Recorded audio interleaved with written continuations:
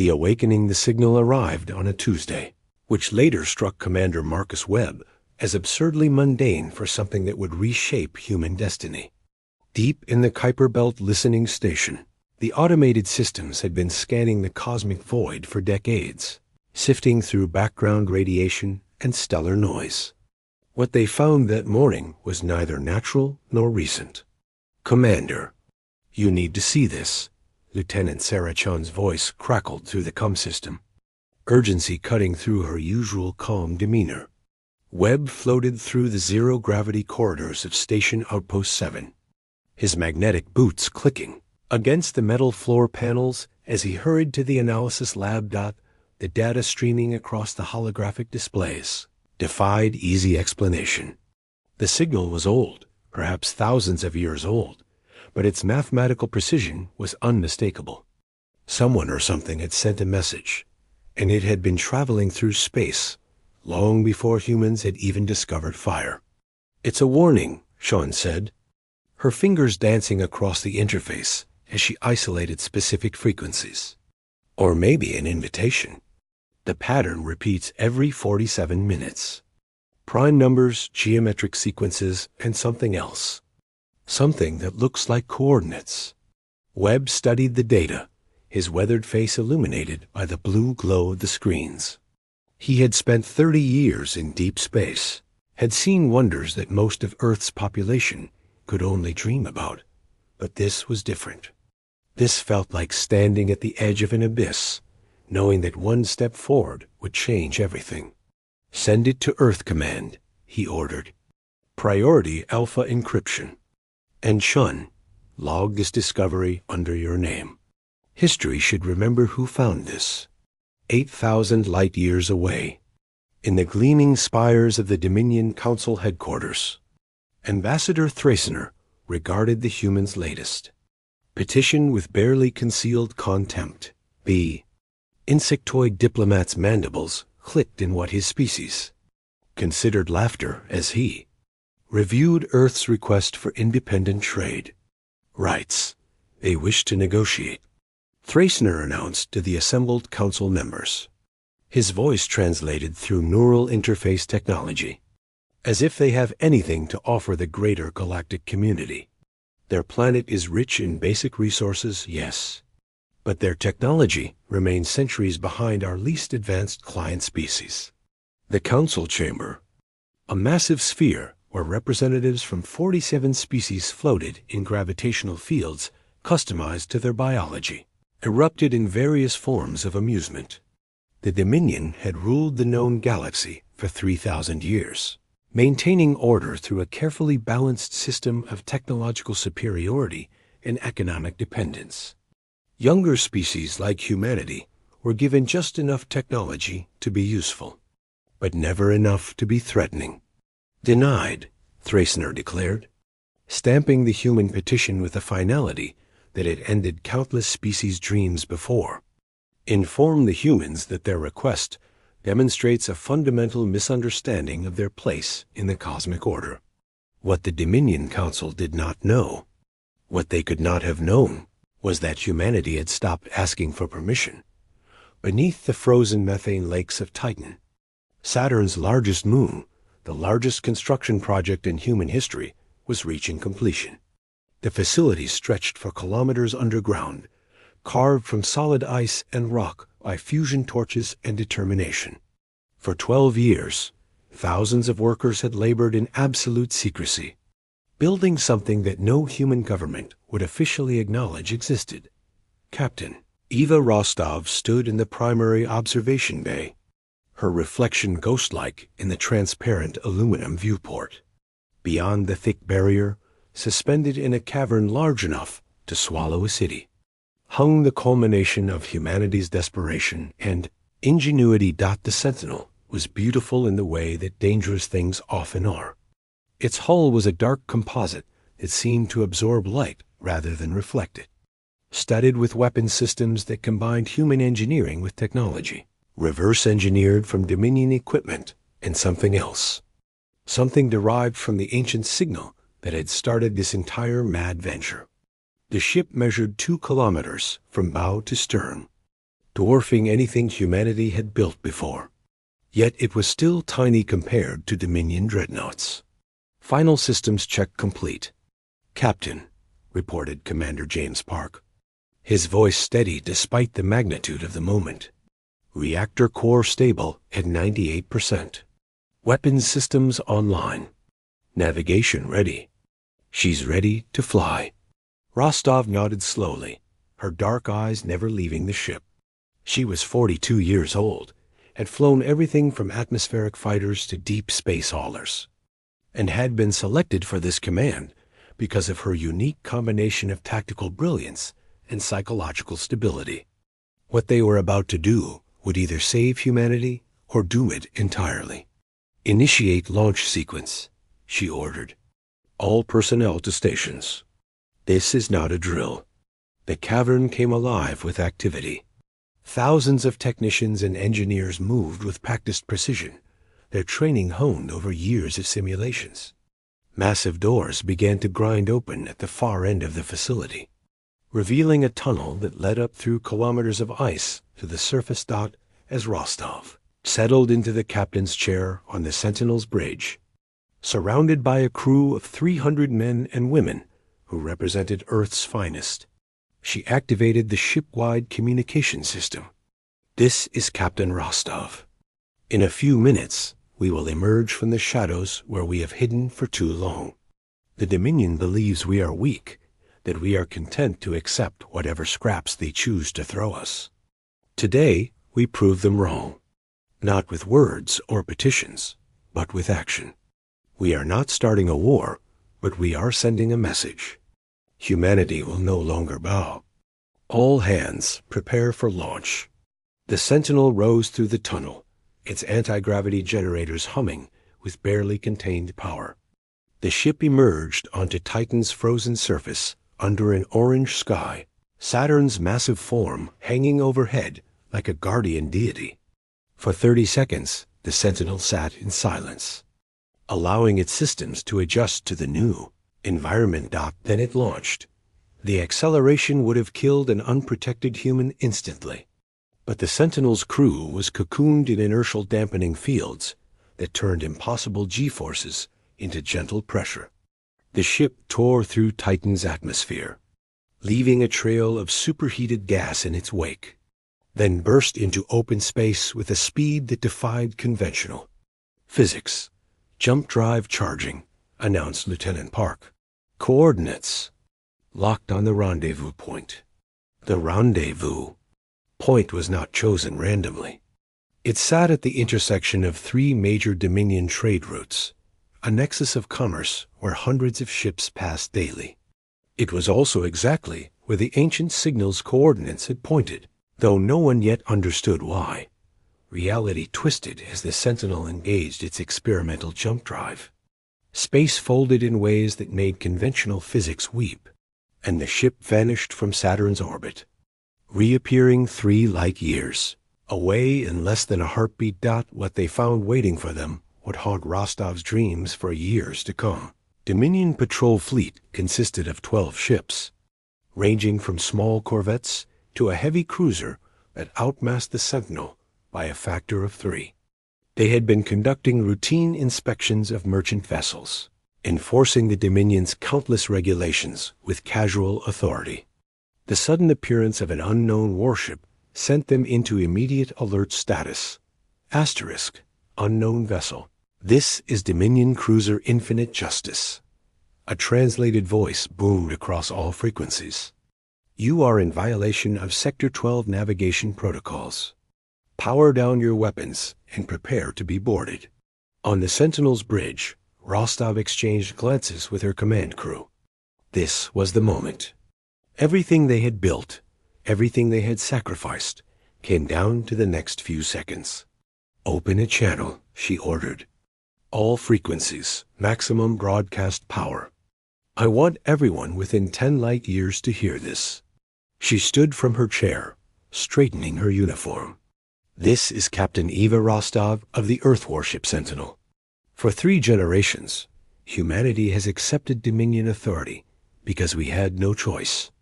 We were told we were too primitive, too young, too weak to stand on our own. Today, that changes. We are not here to start a war, but we will no longer accept subjugation. Earth claims its sovereignty. We ask for peace, but we are prepared for any response. The Dominion's reply came in the form of weapons fire. The cruiser's main cannon, a particle accelerator capable of cracking a moon, unleashed a beam of concentrated destruction directly at the Sentinel. The beam struck the Sentinel's shields and scattered harmlessly into space. The ancient technology humanity had discovered, had integrated into their ship, was working exactly as the calculations had predicted. "Return fire," Rostov commanded, her voice cold. "Disable their weapons, but minimize casualties. We're not murderers." The Sentinel's weapon systems, utilizing principles that human scientists were still struggling to fully understand, spoke with deadly precision. Focused energy pulses struck the Dominion cruiser's weapon emplacements, surgically removing its ability to fight without destroying the ship itself.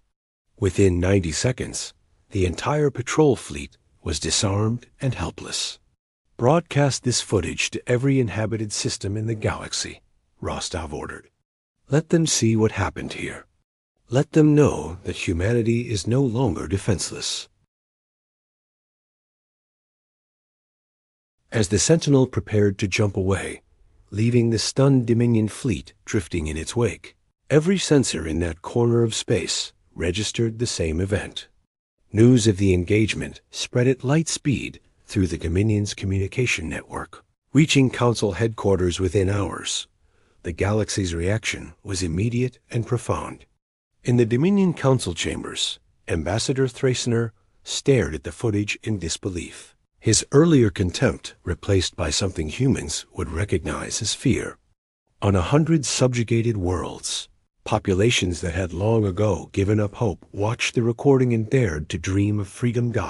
And on Earth, in cities and settlements across the planet, billions of humans looked up at the stars and realized they were no longer alone and helpless.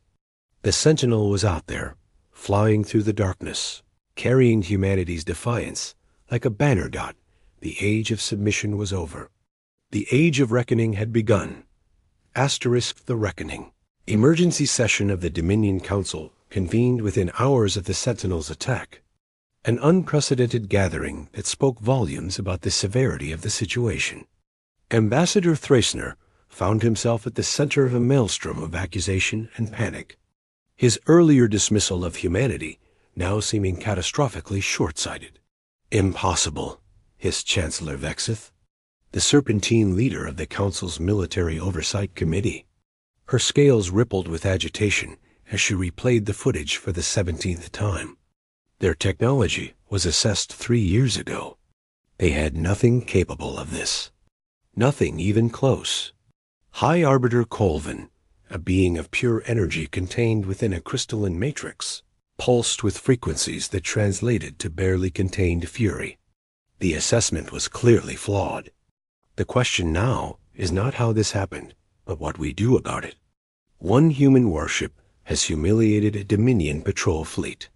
If we do nothing, every subjugated species will see this as weakness.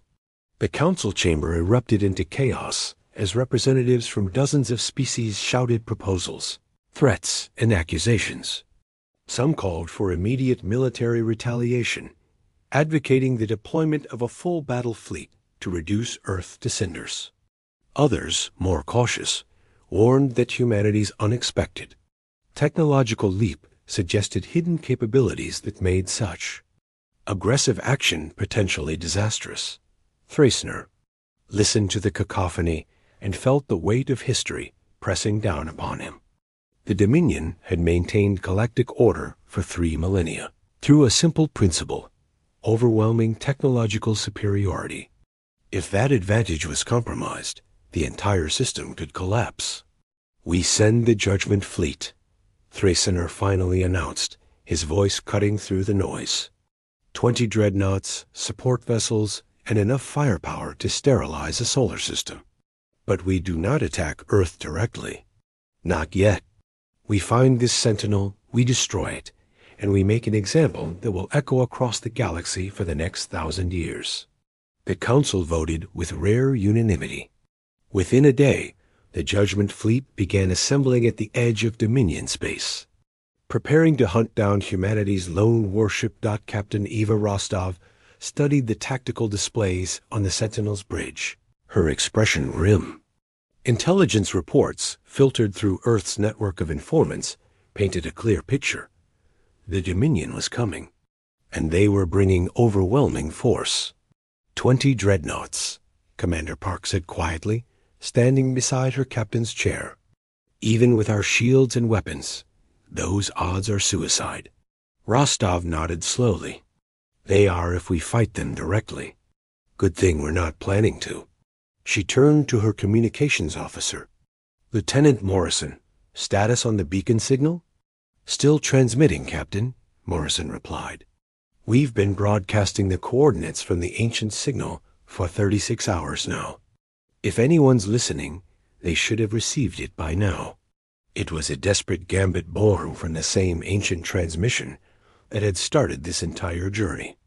The signal humanity had discovered did not just contain a warning or coordinates. It contained a message, a plea for help sent by a civilization that had faced the Dominion's predecessors eons ago. The mathematics suggested that whoever sent it had been desperate, that they had hidden something at these coordinates, something meant to be found by species brave or foolish enough to stand against galactic tyranny. Captain, we're receiving a response, Morrison announced, her voice rising with excitement. It's not using any known communication protocol, but the translation matrix is working. They're asking us to identify ourselves and state our purpose. Rostov leaned forward, her heart pounding. Tell them we're humanity, and we're here because we refuse to bow to oppression. Tell them we're outnumbered, outgunned, and probably about to die. But we'd rather die free than live as slaves. The response came almost immediately, and when Morrison read it aloud, several bridge crew members gasped. They say, we remember those words. We spoke them once before we learned to hide. Come to these coordinates. Quickly. The old enemy approaches.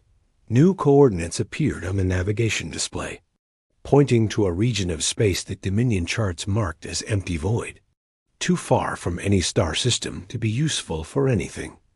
Rostov made her decision in seconds. Jump drive, full power. Take us there now. The Sentinel vanished from its position just as the leading edge of the Judgment Fleet arrived, their sensors detecting nothing but dissipating energy, signatures. What waited at the coordinates was something that defied every principle of astrophysics humanity understood. A structure hung in the absolute darkness between stars, a station so massive it could have housed Earth's entire population with room to spare. But it was dark, seemingly lifeless. Its hull scarred by weapons fire, from battles fought when humanity's ancestors were still learning to make stone tools. Life signs, reported the science officer, Lieutenant Kenji Yamamoto. Faint, but present. The station is operational, just barely. Captain, I'm reading power signatures that match nothing in our database. Whatever built this had technology that makes the Dominion look primitive. As the Sentinel approached, massive doors began to grind open, revealing a docking bay large enough to accommodate ships 100 times the Sentinel's size. Inside, automated systems that had waited in silence for millennia stirred to life. Guiding the human ship to a berth, Rostov assembled a first contact team, choosing her most experienced officers. Full combat gear, but weapons lowered unless absolutely necessary. We're guests here, possibly the first visitors this place has seen in a very long time. Let's not screw this up. The station's interior was a marvel of engineering, corridors wide enough to drive tanks through, lit by bioluminescent panels that responded to their presence.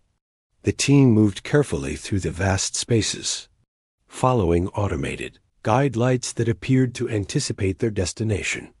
They found the station's inhabitants in what appeared to be a command center.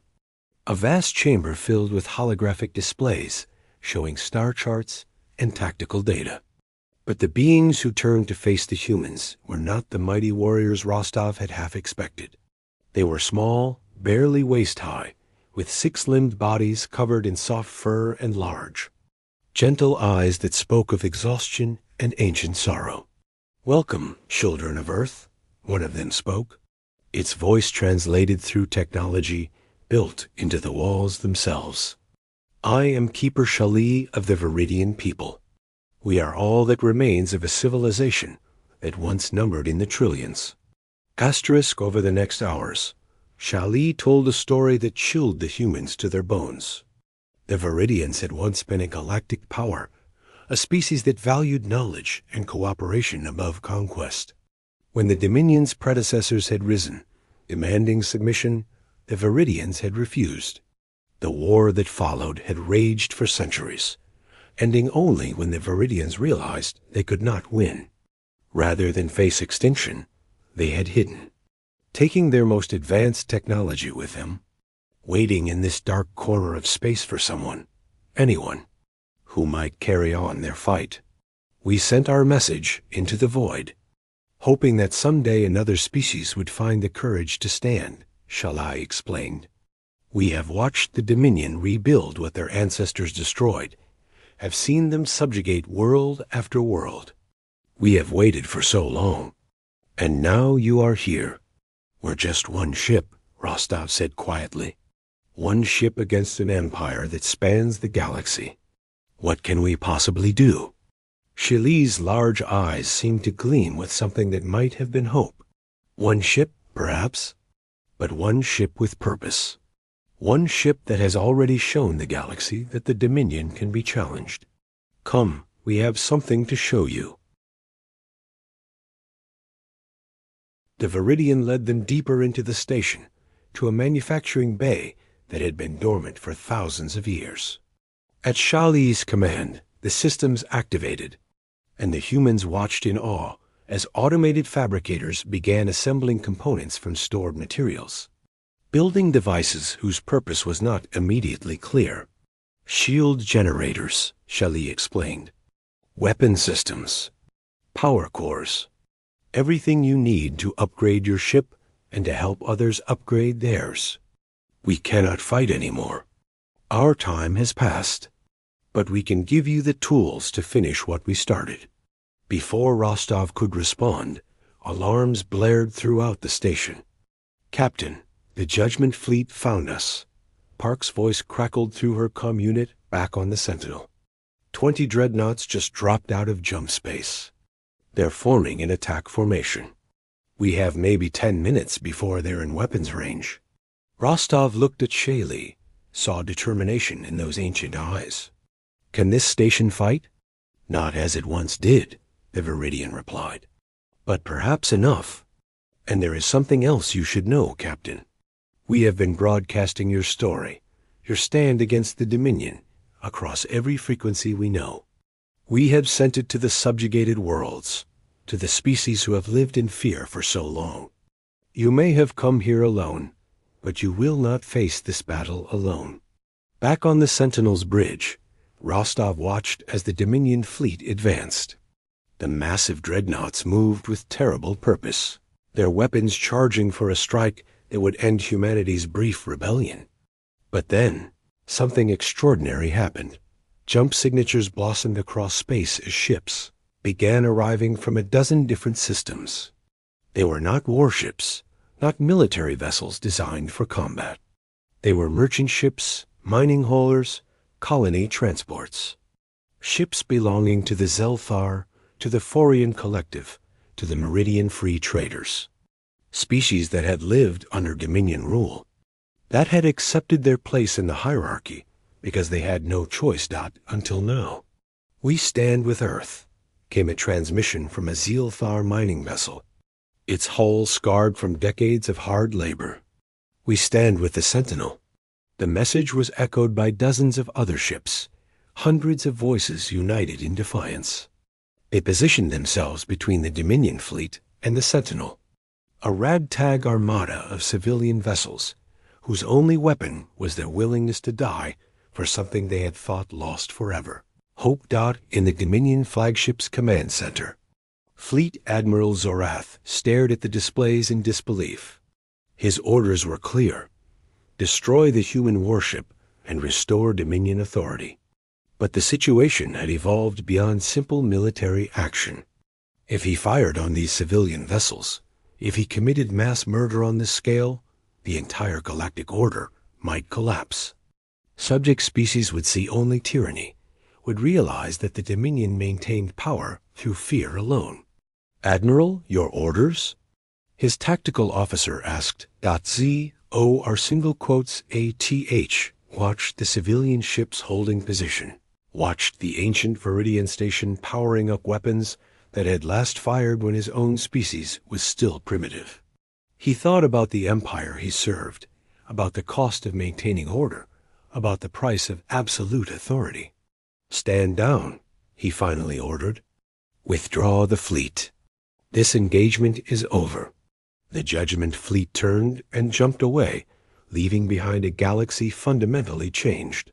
The Dominion's aura of invincibility was shattered, not by military defeat, but by something far more dangerous: the realization that tyranny required the consent of the oppressed. On the Sentinel's bridge, Rostov watched them go, hardly daring to believe what had just happened. Around her, the crew erupted in cheers and tears of relief. But she remained quiet, understanding that this was not an ending, but a beginning. Captain, Xiali's voice came through the con system. The manufacturing bays are at your disposal. We will help you build more ships. We'll share our technology with any species brave enough to claim their freedom. The age of the Dominion is ending. The age of something new is beginning. Rostov nodded, looking out at the assembled civilian ships, at the ancient station that had waited so long for this moment, at the infinite stars beyond. Humanity had entered the galactic stage not as conquerors or slaves, but as liberators, as proof that courage could triumph over overwhelming odds. The Sentinel was no longer alone, and the galaxy would never be the same. In the weeks that followed, word of the Meridian Station, as it came to be called, spread across the known worlds. Species long subjugated began to question, to organize, to demand their rights. The Dominion, faced with potential rebellion on 100 worlds, was forced to negotiate, to compromise, to accept that their absolute rule was ending. And at the center of it all, one human warship continued its patrol, a symbol of defiance and hope, a reminder that freedom was not given but taken, not by the strongest, but by the bravest. The galaxy had awakened, and humanity had struck the match that lit the flame. Asterisk,